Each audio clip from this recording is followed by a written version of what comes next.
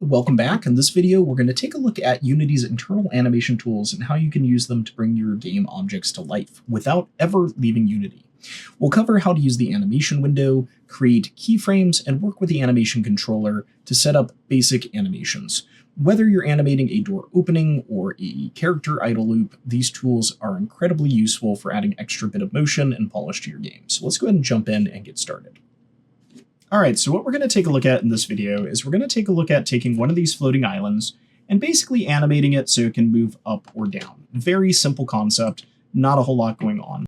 But in order to do that, we're going to need to understand Unity's internal animation tools. This is going to require us to create an animation clip. It's going to require us to create an animation controller, and it's going to require us to understand the animator. So let's go ahead and dive in and get started with this process. The first step for you is going to be locating this. You can find these under the 3D Game Kit. You can come under your prefabs, into your environments, and into the rock, and you can see there's several different floating rocks in here you can choose from. So go ahead and pick one of these. I've picked this one here and just brought it into my scene. Now from there, it's good to set this to 0, 0, 0. That way it's right on the center of the world here. And we can take a look at the process of animating. To animate, we can come up here to Windows, go to Animation, and we can click on Animation here. If we do this, this will bring our animation window up, and we can create a clip here. Now, the way we do that is by clicking this Create button here with an object selected. Notice it says to begin animating floating rock 02. If I clicked the directional light, it would switch. If I clicked the main camera, it would switch. So we're going to create directly on here. Now, to make this a little bit easier, you might also want to dock this somewhere, such as here, where we can see it easily, or maybe even next to or under your assets, depending on how you want to have this set up. But we can click Create. Now, this is going to bring up a file browser where we can name this. We're going to want to put this under Assets. I'll put it under My Assets and just create a new folder in here, and we'll go ahead and name this Animation Clips. And I'll just go ahead and make this our float rock, or our rock float, whatever makes sense. And save. Now, once we have that created, you're going to see that we have some familiar tools if you guys have worked in 3D. We have a timeline, and that's it. So what we can do is we can click this Add Property button here to add a property we want to animate. If we click this, you can see there's a whole list of them. The one we're going to want is a transform here, and you can even be specific on what you want. In this case, we're going to want a transform of position, and we can click the plus icon to get that. Notice we don't get anything else. We're just working on this one here. Now, once we do that, what you're going to see is you have a start frame, you have an end frame, and they're already set at the base pose for this. What we can do now is we can move time, and we can use the key button here to change the movement here. So you only have a small section of time in Unity to animate. You probably can change these settings, but for now, let's leave them be. It's a 1 second clip. So what I'll do is at one point here, we'll go ahead and maybe have it move down. And I'll just move that down, and we can click this key button here to add a keyframe.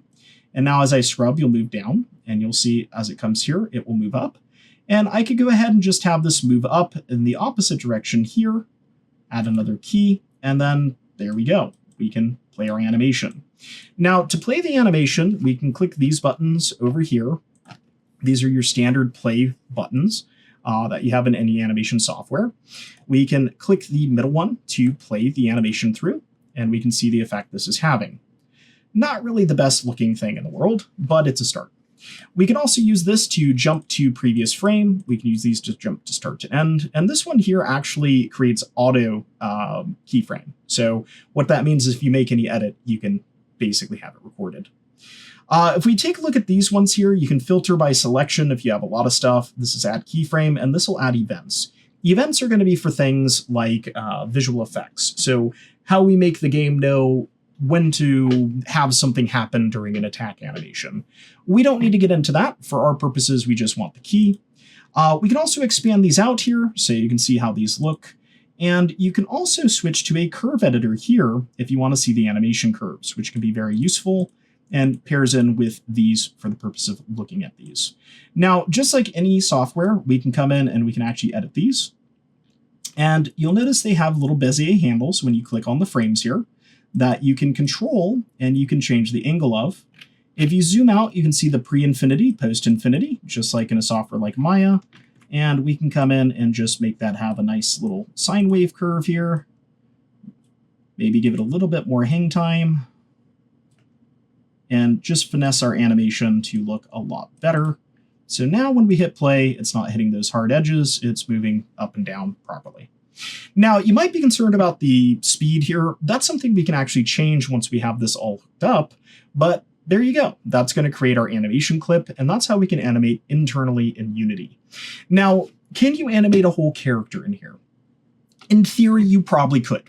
Should you? Absolutely not.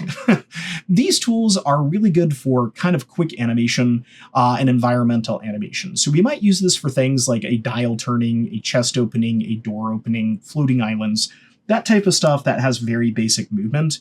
But for more advanced movement like characters, that's when an external tool like Maya is going to be more ideal. Let's go ahead and take a look at how we can get this into the game, though, now that we have that set up. We're done with the animator here. You can close that out. All of that should save into our animation clip. Remember, that's actually stored on our desktop over here. If we come into My Assets, you can see we have our animation here, the rock float. Now, notice it also created this controller here, this animation controller. So one of the cool things is it did that automatically, and notice it also hooked up this Animator to it. So in order for animations to work, what needs to happen is we need to have an Animator component, and in that Animator component, we need to have a controller, and that controller needs to link over here to a clip. Now the cool thing is Unity did that all for us, but we could also do it manually. Now, if you click on this controller, it will pull up something called the state machine. This is going to tell us how this basically is animating and when it's animating. So let me go ahead and adjust this, and we can take a look at that. If we come in here, what's going to happen is as soon as this enters, it's going to play this rock float animation. And if I set up my game camera here, my main camera, we can zoom out, and we can actually get it to look at this thing. Good luck with that. So if I hit play, we should see that happen. And that's because the state machine is going to tell it to happen when the game loads. So as soon as the game loads, we should see that occur. Okay, so we can see it is animating here. So we do actually see that it is animating. But for whatever reason, we're not seeing it animate in game. So we may need to troubleshoot that and figure out why that's occurring.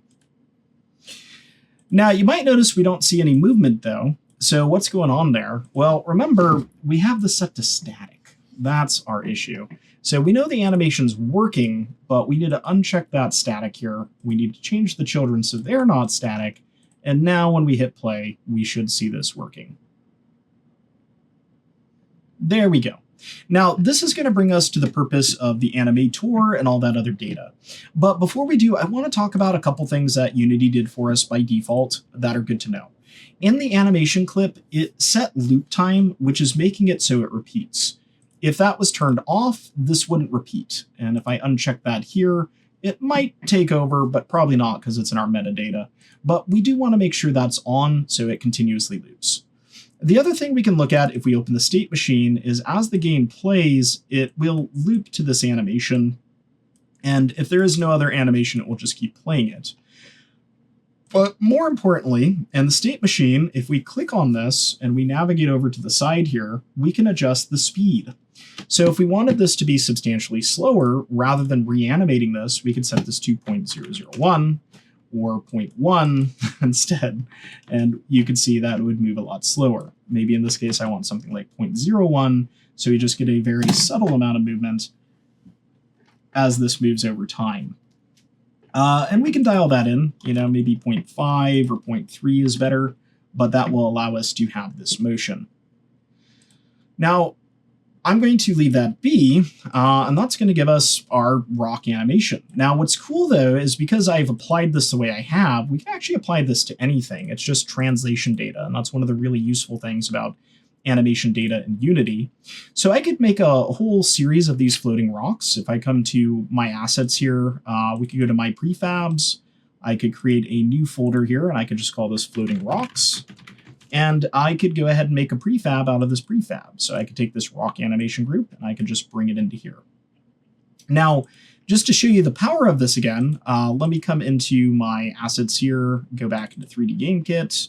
We can go into our prefabs, into our environments, into our rock, and we could find another one of these guys, maybe one of these. I could zero this one out, so just 0, 0, 0. That way it's at the center. I'll go ahead and move over this one. And then on this one, I could set this one up to have the same effect. So we could come up here to game object, create empty. We can make this another floating rock. Maybe VO2 for variant 2. I'm going to zero this out just like I've done before. Do the same thing with this if we haven't. We're going to nest this underneath there, and then we can hook up the same system. So I can come in here to our animator. I could click in here to look through the animators that we have. You'll see there's actually a lot. So it's probably faster if I come into my assets here, into my animation, and then just input our rock float controller here into this. And now if I come back into the game here and I position these so that we can see them, let me find my main camera here.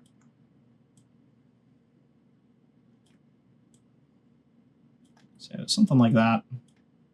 Come into the game. If I hit play, both of these should be moving using the same animation controller. And that's because all that the animation controller is doing is having these go in Y. Now, you'll see the other one didn't move, and you'll also notice this one snapped to position. So those are things that can be a little bit challenging. So let's go ahead and talk about that. We need to uncheck this from static. Then it'll move. And then we have that issue there of this kind of jumping back into place. So one of the issues we have is kind of how the animation's set up. It is set to move the location of this top group. So what we might want to do is actually try nesting this in an empty object and then nesting it underneath here and having a more logical naming convention.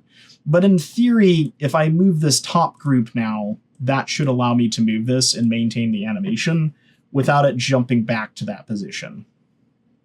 So you'll see now that allows for the offset. So we do need to make sure that we have that set up correctly when we do our prefab. So what that means is I am going to want to come into my prefabs, into my floating rocks, and delete this one, because that one's not going to work, and add a group on top of it. So I'm going to bring that into here, and then we're going to come in and create empty here.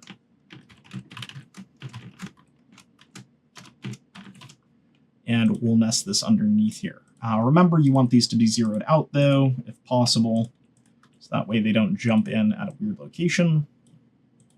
And that will create our second one. And I'll just zero this out here in the prefab. But that should give us our floating rocks, so we can utilize these in our scene. So let's go ahead and open our main scene and drag and drop these into here, so that we can have some of this going in. And I'll add them in the sandbox too, since that's the one we've been building out, and we'll just add some variation there. All right, so I'm just going to drag this floating rock into the scene here. We'll just place it over here, like so. I'll drag this one into here, and we'll place that one. And then, maybe have a handful of these inside of our scene. Now, we would have to maybe look at how we could create some variation in these in terms of the heights they're floating at, and so they're not all floating at the same time. Those are all various things that I would want to kind of consider and think about when I'm loading these in and placing these. Also, this one, it's offset from its group, so not the most professional approach I've ever done, but hey, it works. I'll do a different size scale there. So those should be working. Let's go ahead and jump in here now. I'm going to hit play, and we can take a look at how this is looking and make sure our animations transferred in. And if they did, we'll successfully have animations in our scene. So if I take a look there, you can see framing up on those floating rocks, they have that nice subtle movement to them. I might want to make them a little bit more apparent, but you can see how that is moving up and down now. So I might want to increase the speed there. What's interesting, though, is, think about the other way we can use this. on a larger level sense, we could create a rock jumping obstacle where these are moving up and down or side and left, and we actually don't even have to program it, which is really cool. You can actually have it all set up in the animation data. So now that we have that set, let's go ahead and take a look at a couple of these menus up close again, just to kind of talk about them and understand them better. The animator here is a state machine. So when we take a look at this, what it is showing us is the state of an animation with inside the scene at any given time. Now, as far as this goes, this has been a very simple, straightforward animation clip plugged into the state machine. The state machine is going to be set up by different people depending on what company you're at. Some companies, the animator is responsible for this. Some companies, it's a technical animator. Some companies, it's a programmer. It is good to get acquainted with this if you do want to work in game animation. We're not going to do a super deep dive into this. Obviously, we're just showing you guys how to get a basic asset into here in this series so you can get started. But let's take a look at something that is more robust, like Ellen. If we go ahead and find Ellen here, we can find her animation data. And let me go ahead and try not to blow up my user interface. Let me bring my animator down here. We can look through Ellen's information here to try and find where her animation data is located. Here it is. It's on Ellen herself, the very top one. This is what Ellen's state machine looks like. Now, what's important to understand is that these different states are actually linked into all these parameters here. What drives these parameters is scripts. It's driven by code. And this is the reason why this is normally going to be set up by someone besides the artist, someone who has very technical knowledge of this and is working in game engine. So a lot of game animators don't actually go in engine at all. It really depends on the studio you're at, like I mentioned, and it depends on what you want to ultimately go into. But what's really important to understand is all of this links back into scripts in various forms, be it parameters or variables, that are able to call on these things. So you need to have a pretty advanced knowledge of scripting before you can hook all these up and have them running. What we generally do as artists is we swap these in and out. We find the clip, we swap it, and then just cut it to fit. And that's pretty much it. So a lot of the times we're just kind of filling in slots that have already been built for us in the prototype phase. Now, if I go ahead and hit play here, we can watch the state machine go as Ellen moves, and you can have a better idea of how it works. So you can see it starts with respawn, and that's her getting up, but then it's going to cut to this idle loop. And this is even a substate. So it's a state within states. And you'll see if I attack, we go to an attack loop. If I move, we're going to be in a locomotion loop. And if I jump, we're in a jump loop here. So you can see there's a lot of different states that are going into this. We're barely scratching the surface in this video. The main goal, like I mentioned, is to show you that you can make basic animations in Unity and how to make them. This is way more advanced than we're going to get into. And it's more advanced than I know how to do personally. Off the top of my head, I have written character scripts and I have hooked them up to animations that are close to this robust, but not nearly as robust as what Ellen has going on here. So hopefully that gives you a better idea of this concept of state machines and flow graphs and, you know, how it works and what's going on as we play the game. This is a lot more complicated than our little rocks up there in the corner that are looping in animation. So it will take you a bit of time to get to this point. So now that we've looked at how we can create an internal animation in Unity and how these files interact and are set up, what we're going to do is we're going to create an asset to create an external animation file and bring it into Unity and do the same hookup that we did here. Just when you bring things in externally, there's less automated, right? Unity kind of did everything for us. It made it loop. It hooked it to an animation controller. It hooked it to an animator. Those are all things that we'll have to do manually. But for now, hopefully this gives you a new tool in your arsenal to continue decorating your level. And you can find some creative uses for this utilizing the different assets in the 3D game kit, be it creating floating islands, creating a giant floating obstacle course of objects, or even just using it as an alternative way to make things like moving platforms or other environmental props and hazards interesting without using scripting and instead using animation data. So if you like this video and you're looking forward to the next videos in the series, be sure to like and subscribe so you can catch our next video where we start building out an asset to put some animation on.